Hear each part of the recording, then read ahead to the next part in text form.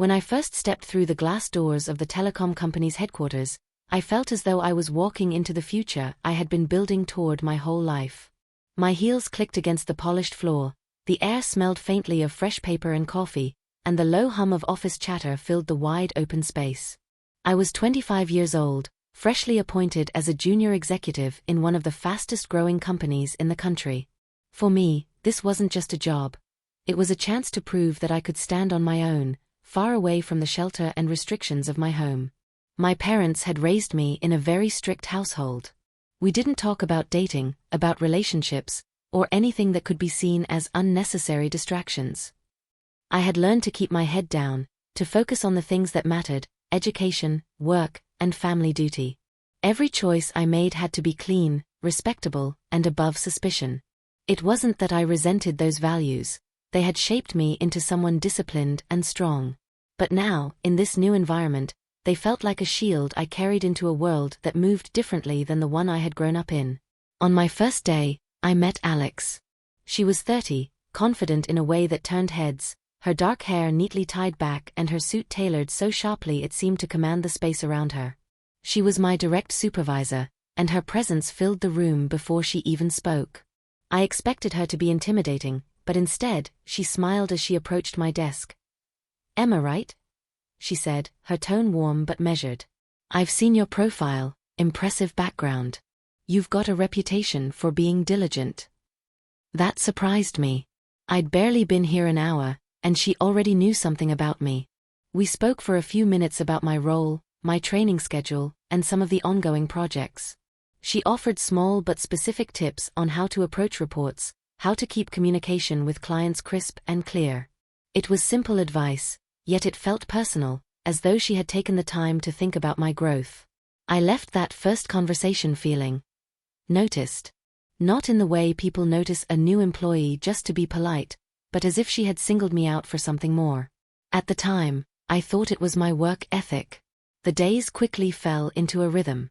I arrived early, left late, and immersed myself in targets, presentations, and data sheets. The telecom sector was competitive, but I liked the challenge. Every small victory, a client meeting that went well, a report praised by upper management, pushed me to aim higher. Alex's presence became a regular part of my days. She would stop by my desk to ask how things were going, sometimes leaning over to look at my screen, her perfume lingering faintly in the air. Other times, she'd invite me to join her for a quick coffee in the break room, where she would share small insights about the company's internal workings, things that weren't part of any formal training. She had a way of making it seem like she was pulling me into the inner circle, showing me how the real company worked. It was during the late evenings, though, that her visits felt different. Often, I stayed behind to finish work long after most employees had left. The office was quieter then, the lights dimmed in some corridors. Alex would sometimes pass by my room, her heels soft against the carpet, and stop in the doorway with a smile. "Still here? You're going to make the rest of us look bad," she'd say lightly. I'd laugh, shrugging it off, and she'd step inside, leaning against the edge of my desk as we talked. Sometimes it was about work, upcoming deadlines, possible strategies for a client pitch. Other times, she'd ask how I was adjusting to the city, whether I had friends here, or how my family was doing. There was nothing overtly strange about these conversations, but looking back, I realized they were unusually frequent, and unusually personal for a boss and an employee who had only just met. At the time, I told myself it was mentorship. She was simply invested in her team. That's what good leaders did, right? Still, I caught moments, fleeting ones, that lingered in my mind. A pause that felt a second too long when our eyes met. A softness in her voice when she said my name. A way of looking at me, almost as if she was assessing something beyond my professional performance. I didn't think much of it then. My head was full of goals, deadlines, and the image of the career I wanted to build. But even on those nights, as I packed my things and walked to the elevator, I couldn't ignore the faint tug of curiosity, or the unspoken question that seemed to hang in the air between us. What exactly did Alex see when she looked at me? It started with coffee. At first, I didn't think much of it. Alex would stop by my desk in the mid-morning lull and say, "Come on, Emma, you've been staring at that screen too long. Let's get some coffee." She always made it sound casual, like it was just two colleagues taking a short break. We'd head to the sleek little cafe on the ground floor, where she always ordered the same thing, a black Americano, while I stuck with a cappuccino. The conversations began light, updates on my projects, her feedback on my reports, little snippets about her years in the industry. Soon, those quick coffee breaks turned into something more structured. She started inviting me to lunch, often under the label of mentorship sessions. We'd go to a quiet restaurant near the office, a place with dim lighting and leather booths where conversations could stay private. Alex would lean forward, elbows on the table, her voice lowering just slightly when she talked about navigating office politics, securing promotions, and making sure the right people notice your work.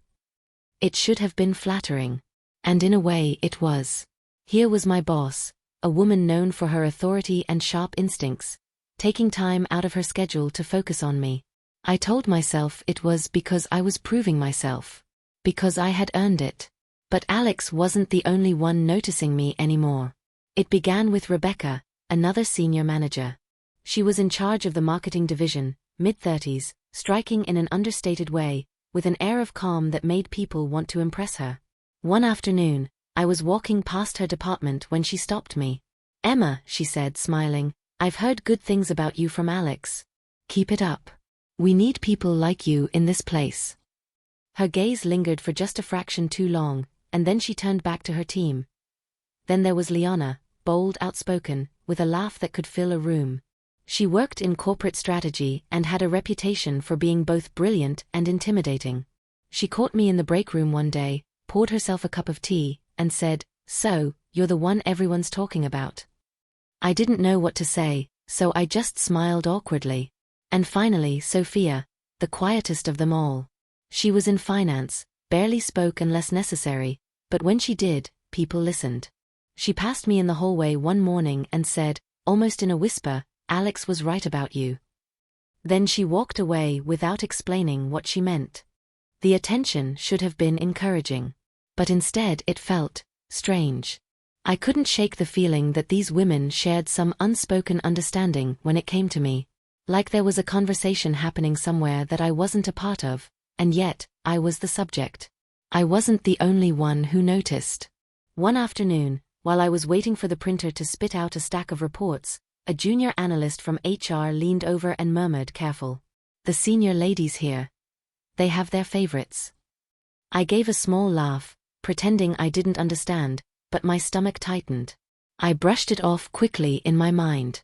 Office gossip was dangerous. I'd learned that early. People twisted things, exaggerated them, sometimes just for the thrill of it. I told myself that as long as I kept my head down and my work flawless, nothing could touch me. My career was my armor. Still, there were moments I couldn't ignore. One evening, Alex came by my desk as I was piecing together a complicated presentation. She leaned over my shoulder to look at the slides, her hair brushing lightly against my cheek. She pointed at one of the graphs, her hand resting on my shoulder as she explained a better way to present the data. It wasn't a quick touch. Her fingers stayed there, warm and steady, even after she'd finished talking. My muscles tensed without my permission. It wasn't that I was frightened, it was something else. Something I didn't want to name. I shifted slightly, and she let her hand fall away, as if nothing unusual had happened. I told myself it was just part of office culture. Some people were more tactile, more physical when they spoke. I'd seen managers give shoulder pats or brief touches on the arm to employees before. It wasn't necessarily inappropriate. And yet, this felt different. After that, I started noticing the small things more. How Alex's eyes seemed to hold mine a moment longer than necessary when we talked. How her compliments sometimes slipped into personal territory. "That color looks great on you," or "You have such an elegant way of carrying yourself." How she always positioned herself close enough for me to catch the faint scent of her perfume. I ignored it. Or at least, I tried to. My mind was too focused on deliverables, deadlines, and the goals I had set for myself. If there was anything else going on, I told myself it wasn't my business.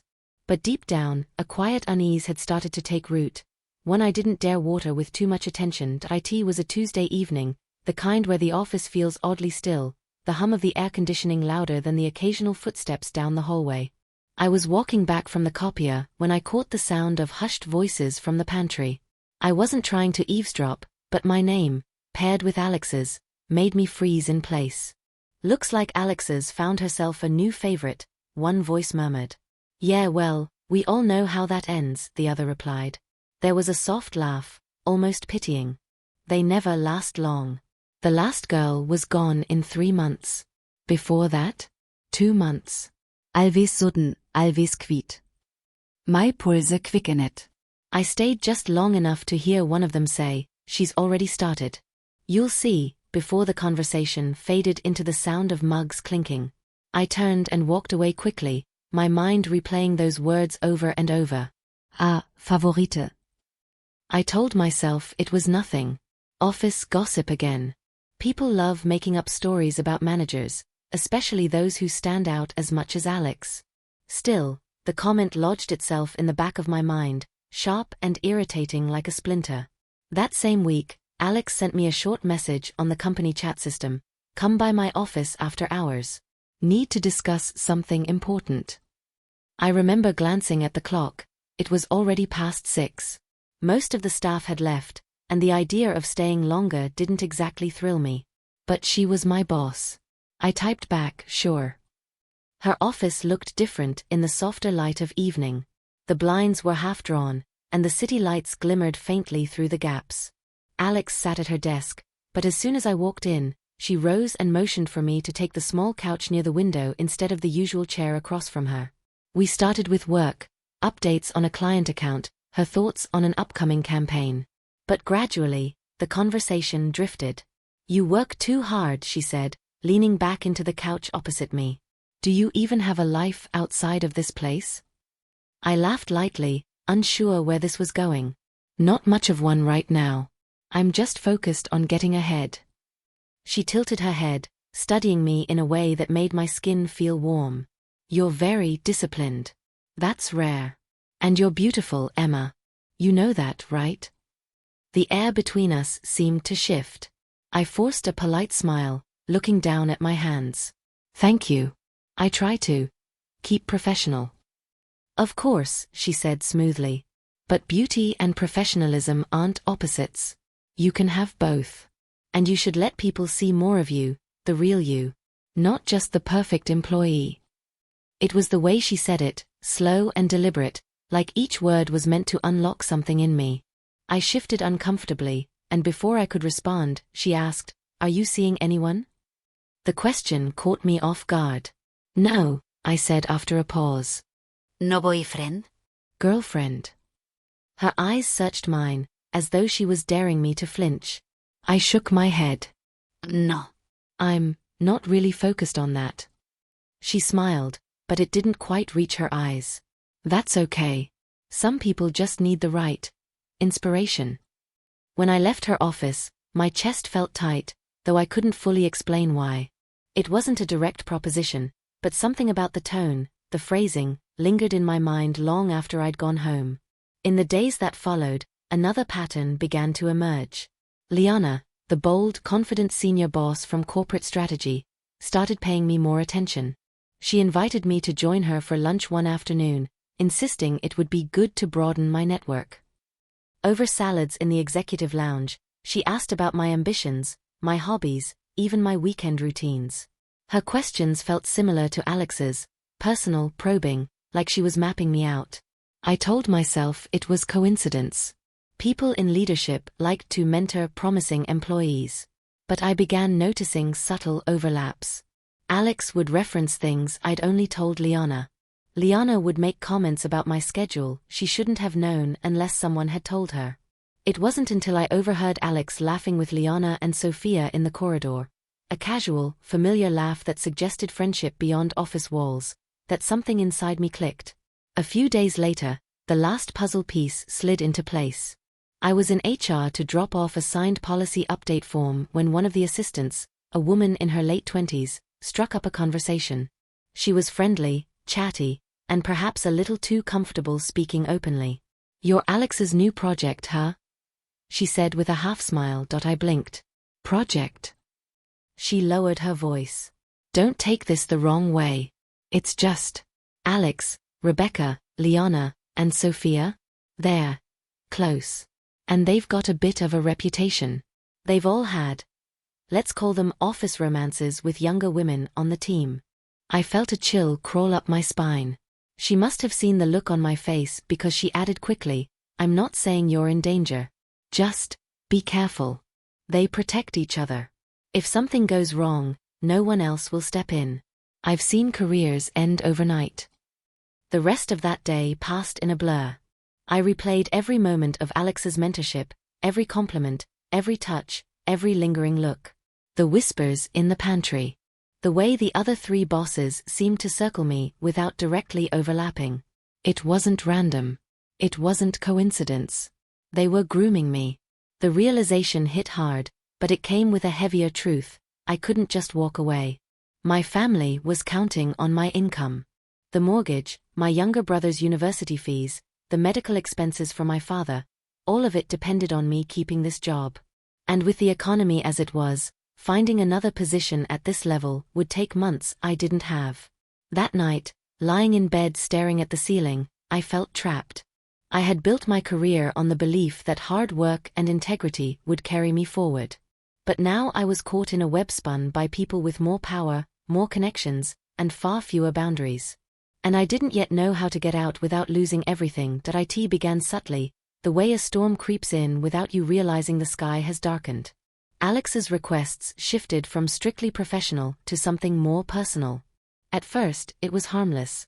Asking me to pick up coffee for a client meeting because you know how I like it done, or to deliver a file to her apartment because she had forgotten something important. She framed these things as team building. Her way of showing that we all needed to be willing to go above and beyond.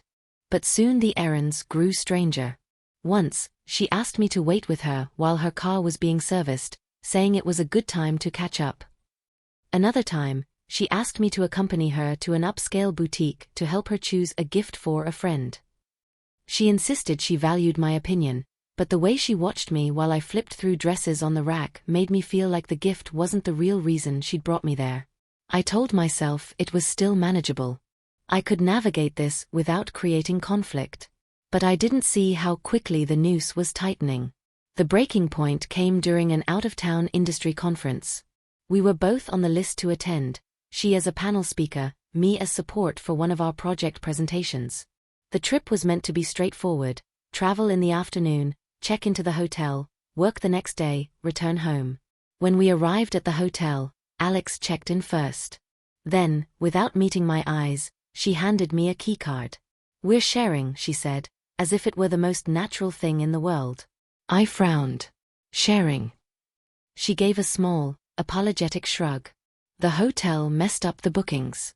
Everything else in the area's full because of the conference. It's just for one night. I wanted to argue, but it was late, and the hotel lobby was busy. I told myself it was fine. I could manage. I would keep my boundaries clear. The suite was spacious, but felt instantly claustrophobic. A single large bed dominated the room, with only a small couch by the window as an alternative sleeping spot.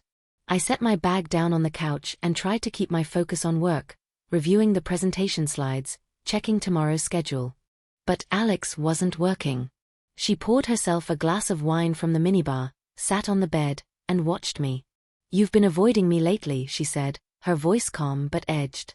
I didn't look up from my laptop. I've just been busy. She took a slow sip then said, Emma, I'm going to be honest with you. I'm attracted to you. Deeply. From the moment I saw you, I knew there was something about you I wanted to know. I think you feel it too. The air in the room seemed to still. I closed my laptop carefully and met her gaze. Alex, I respect you as my boss. But I'm not interested in that kind of relationship.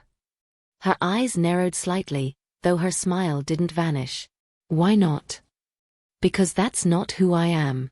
And I'm here for my career, not for anything else. My voice was firm, but my heart was pounding. For a long moment, she said nothing. Then she set down her glass, stood, and walked to the window. When she turned back, the warmth I had once seen in her expression was gone.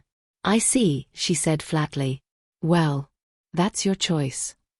The rest of the night passed in silence. I slept on the couch, staring at the city lights through the thin curtain, knowing something had shifted, and not in my favor.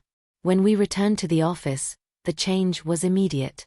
Alex no longer dropped by my desk with encouraging words or invitations. Instead, her tone was clipped, her instructions sharp. Then the others joined in.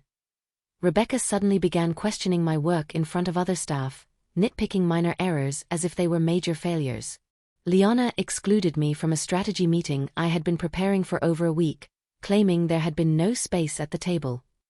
Sophia submitted a performance note to HR claiming I had missed a reporting deadline, a deadline I had proof I'd met early. It was like the walls were closing in. My name disappeared from email chains I'd always been part of. Projects I'd initiated were reassigned without explanation. One day, I walked into a meeting only to have the room fall silent, eyes flicking toward me with a mixture of pity and wariness. It didn't take much to connect the dots. Alex had told them. She must have. What stung most wasn't just the betrayal, it was how quickly they closed ranks. 4 powerful women, each with her own influence, now moving in quiet coordination to freeze me out. I wasn't just being punished, I was being erased. And there was no one I could turn to. HR wouldn't risk crossing them. My family wouldn't understand, they would only tell me to quit before something shameful happened. But quitting meant losing everything I had worked for, everything my family depended on. I had walked into this job with ambition and hope. Now I was navigating a minefield, and every step felt like it could be my last. The slow unraveling of my reputation was almost imperceptible at first, an offhand comment in a meeting, a delay in being included on an important email chain. But soon, the signs were impossible to ignore. People stopped seeking me out for advice. Jokes were cut short when I entered the break room. Whispers seemed to follow me like an echo I couldn't trace. It wasn't just Alex anymore. Rebecca began sending my reports back with curt notes. Needs improvement. Liana acted as though she barely knew me, even after weeks of mentorship lunches. Sophia once complimented my work in front of the team, but the next day, she submitted a formal performance concern to HR about the exact same project. I became difficult. Unkooperative. Words I'd never heard associated with me before suddenly became part of my shadow. Alex found subtler ways to make my life impossible. She started assigning me impossible deadlines, projects with shifting requirements that were always urgent but never clear. She'd call at 8:45 a.m. demanding updates on work she'd only assigned the night before. Every slip, every missed mark, was documented, filed away. I could see the trail she was building, brick by brick, like a wall closing in. Then came the theft. A project I'd poured months into, long nights, skipped weekends, late dinners eaten cold, was finally ready for launch. It was the kind of work that could have earned me real recognition, something substantial for my portfolio. But when the announcement went company-wide, the credit went to someone else. Someone who happened to be laughing with Alex in the hallway that same morning. I remember staring at my computer screen, rereading the email over and over, waiting for my name to appear as if it had just been accidentally left out. It didn't. I sat there for 15 minutes, my hands hovering over the keyboard, unable to decide whether to march into Alex's office or crawl into the bathroom and cry. I chose neither. I just kept working. At home, things weren't better. My family, proud, traditional, obsessed with propriety, had started hearing rumors. Someone from my extended family had a cousin in the company, and the gossip had traveled fast. Emma's involved in something inappropriate with her boss. My mother's voice over the phone was sharp, almost panicked. Stay away from scandal, Emma. Do you hear me? This family has worked too hard for its name to be dragged through the mud. Just keep your head down and don't make trouble. It didn't matter that I told her it wasn't true. In her mind, where there was smoke, there had to be fire. And in my family, perception was reality. I felt like I was suffocating. Quitting meant confirming their suspicions, admitting that something had happened, that I was guilty of whatever they thought. Staying meant waking up every morning to walk into a place where I was picked apart piece by piece, my confidence peeled away until nothing was left but the bare bones of survival. I started counting the hours until I could leave each day. Then the minutes. Then the seconds. One night, after everyone had gone home, I sat alone at my desk staring at the glow of my monitor. My reflection in the darkened window looked tired, older. I thought about the girl who had walked into this building months ago, bright-eyed, ambitious, convinced that hard work would be enough. She was gone. And I didn't know if I could get her back. The day I decided to stop being prey began like any other, with my name being dragged through a meeting I wasn't even invited to. From my desk, I could hear muffled laughter from Alex's glass-walled office. I didn't need to guess who they were talking about. I could feel it, the tightening in my chest, the slow burn of humiliation. But this time, I didn't sink into my chair. I opened a new folder on my laptop. I named it Truth. At first, I collected small things, screenshots of late-night texts from Alex, innocent messages dripping with implication. Then came recordings. My phone hidden in my pocket during those after-hours mentoring sessions, catching her lingering comments about my appearance. Each clip made my stomach churn, but they were proof. Undeniable, time-stamped proof. A week later, an HR assistant who clearly disliked Alex slipped me something under the table in the break room, a printed record of past complaints. The names were blacked out, but the patterns were unmistakable. Each complaint told the same story: women targeted, pressured, and then quietly replaced. It wasn't just Alex. The other three, Rebecca, Liana, Sophia, were tied into this web. Emails hinted at cover-ups, at meetings in private venues, at mutual understanding between them. One PDF attachment made my pulse quicken: expense records. Lavish dinners and trips billed to the company, all coinciding with the short, intense careers of certain female employees. I started working late, but not for them. For myself. I pieced together a timeline, linking misconduct to resignations. I matched calendar invites to suspicious performance reviews. Every puzzle piece fell into place, the picture becoming clearer, darker. Still, I said nothing. I smiled through meetings. I met deadlines they thought I couldn't meet. I even accepted Alex's cold stares without flinching. Every moment was a calculation, every interaction another chance to gather more. Then came the final piece, a voice message from Liana, accidentally sent to me instead of someone else. Her tone was dripping with arrogance as she said, "She'll be gone soon. They all go." That was it. The moment I knew I was ready. On a rainy Friday morning, I packaged everything, the messages, the recordings, the expense sheets, the HR files, into a secure drive. I sent it, not to HR, not to the bosses, but directly to the company's board of directors and their legal department. No anonymous drop. My name was on the cover letter. For hours, nothing happened. The office felt too quiet, like the air before a storm. Then, around 3 p.m., the elevator doors opened, and 2 board members stepped out, followed by a corporate lawyer. One by one, Alex, Rebecca, Liana, and Sophia were called into separate rooms. By the time the workday ended, their offices were empty. Their names disappeared from the company directory by Monday. I didn't feel triumphant. Not exactly. It wasn't joy, but something steadier, a sense of my own weight in the world. They hadn't destroyed me. They hadn't even seen me coming. When I walked out that evening, the rain had stopped. The air smelled clean. And for the first time in months, I lifted my chin and felt the sky on my face. The conference room was filled with the low murmur of executives, the air thick with anticipation. A quarterly performance meeting. All department heads and the board present. Perfect. Emma sat near the front, her hands steady despite the storm inside her. Weeks of silence, of playing the obedient employee, had led to this moment. Her laptop screen glowed with the presentation she'd prepared, not the financial report everyone expected, but something far more dangerous. When Alex introduced her, wearing that smug, possessive smile, Emma rose slowly, her gaze sweeping across the room. Good morning. My report today isn't about revenue or projections, she began.